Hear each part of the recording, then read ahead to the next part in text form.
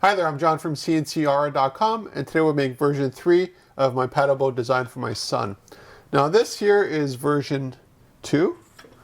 This here is version 1. So this one here had a lot of issues. I fixed it on this one here. And then after my son's been playing with it for about a week and a half, we found some new issues with it and improvements that can be done. Now the biggest thing you'll see is this here actually bent. Now of course you wouldn't normally put just one elastic on this to make it spin around, but you know, if you're going to do something, you might as well make it spin really fast, and it works really well. The problem is, other than this, is that there's so much power on this that it actually wants to flip around. So this actually doesn't weigh enough. That's the problem. So with version 3, which is on the printer bed right now, just take it off. There we go. Really good adhesion. So version 3, what I did is I made this a lot thicker and heavier. So I'm introducing weight to the design.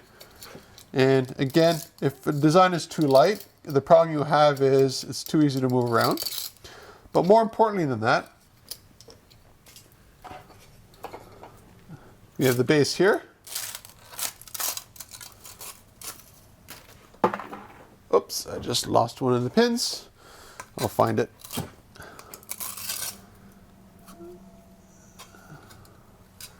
As you can see here, I actually added 2 pontoons. Now I made them hollow on purpose because I want them to fill up with water.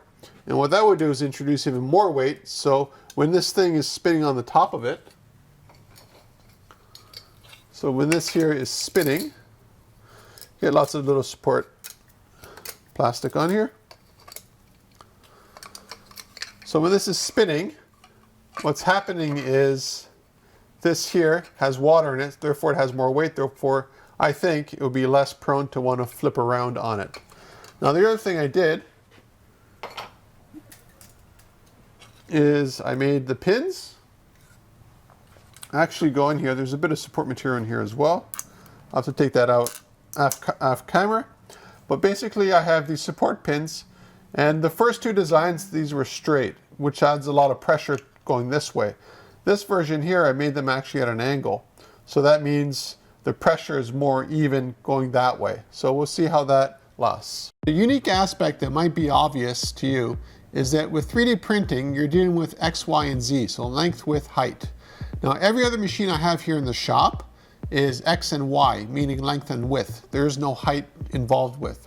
So when you're doing designs, the worst thing that can happen, let's say on my router, laser, water jet, what have you, is that, you know, maybe you forget to close a loop or something, and, you know, small little issues, or you have an offset that's a little bit on the inside instead of the outside sort of thing. But with 3D printing, you have 3 axes where any one of those axes can be off, and it will cause problems with the overall project. Now, with this one here, as you can sort of see, if you pause the video, you'll notice that I'm not filling this model up.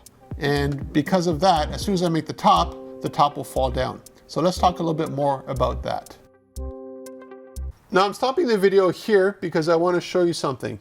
Whenever you do custom modeling and that kind of stuff, you have to go through a slicing program. And what that slicing program does is that it adds the infill inside of here. Because when I make this in 3D Studio Max, this is like a solid thing, and there's nothing inside, so that's what the slicer does. Now, whenever I do 3D printing, I generally take a look at the simulation. In this case here, I just skipped over it because I already made this design a couple of times. And when I was 3D printing, I noticed this. Now, what's wrong with this picture? There's no infill. So basically this 3D printer, the slicing system, for some reason, saw this as a solid and didn't do any slicing on the inside at all. Therefore, if I were to keep the 3D printing going, this would go like this, and it would go above it. I'll show you the other one here. So if there's nothing on the top here, if there's no sort of filler details on the inside of this here, which you'll see in the next video, what will happen is it'll keep printing. The size will be fine. Everything that's vertical will be totally fine. But then when it goes to do the top, which is actually this part here, it'll just fall straight in and it'll just produce a mess. because there's nothing supporting it. That's why it's called support material. So you have filler material for inside of cavities, and you have support material for outside. Generally, the support material you take off the model, and what fills in the cavities, the filler material, you leave in because that's part of the actual design. And somebody told me the other day was that why am I using a 3D printer that's many years old to do this kind of work? And there's two reasons to that. One, it was my nephew's printer and he wasn't using it, so it's a free printer. Might as well use that and get some use out of it. And the second reason is, yes, the modern printers are very, very good compared to this. They're a lot faster, but with CNCKing.com, I'm never in a rush to do anything. So especially when I'm doing my own stuff, as you see here. So in this case here, the project maybe takes 10 hours to print out. And if it takes 20 or if it takes 4, it doesn't really matter. I actually run this overnight with the camera running. So it doesn't really matter the speed of production. So if you take out the speed, the advantage of having a modern 3D printer is really almost nil. Yeah, yes, it has some cool AI features, and yes, it has different material options and so forth. But this printer is actually really, really good for what it does. Now, the reason why I would be upgrading soon to a better 3D printer is basically for an enclosed chamber. Now, with an enclosed chamber, I could do more exotic materials because I want to get into harder materials, carbon fiber and those kind of things. And the reason for that is for the strength, and of course, you have customers who have projects and they want something a lot more rigid than what POA can offer. And there's a lot of other advantages to upgrading to modern 3D printers. But right now, the way the market is for 3D printing, it's kind of ludicrous. I've never seen upgrades between the top 4 or 5 manufacturers, like almost on a monthly basis. Like they're competing head to head to try to put the other guys in the ground. And they're all producing what I feel as loss leaders. And I don't know who's gonna come out of that still alive and actually making good 3D printers. But the quality is exponentially better because of all this competition happening in 3D printing for the consumer market. And because of all this competition, the printers are getting better, every feature is getting better. So basically, if I were to buy a brand new printer today, in 6 months, it'll probably be a lot cheaper for one thing. But the newer model in 6 months from now will be so much better than what I can get now that there's no rush to buy another 3D printer. This one works great, just keep using it. So I finished assembling this and taking off all the support material. So as you can see here, the design actually comes out really well. And there's one small issue, and you can see it just from the top. Basically what happened, compared to my other model here, you'll notice the scaling is a little bit different. This one's just a little bit taller. Now they're basically the same model. What happened, I think, is when I 3D printed this, I must have scaled it, maybe 5% or almost nothing less. And because of that, this is now too large for the space. Now when you wind it up, you're okay. I'm winding it up the wrong way, but just to show you. So if there's a lot of pressure, it does work, but then it always catches up on the top here. So what I'm going to do now is only 3D print this, but at a larger scale, because everything else seems to work actually pretty well. You can see here, the elastics are holding very well. So that's the nice thing about 3D printing. You can screw up scaling, you can screw up a lot of stuff, but you can always just make another one within a couple hours. In this case here, this whole 3D print I think took around 11 hours, but now I'm just 3D printing this, so it should go a lot faster, maybe 7 or 8, we'll see. Part of the fun part about 3D printing, especially, is when it comes to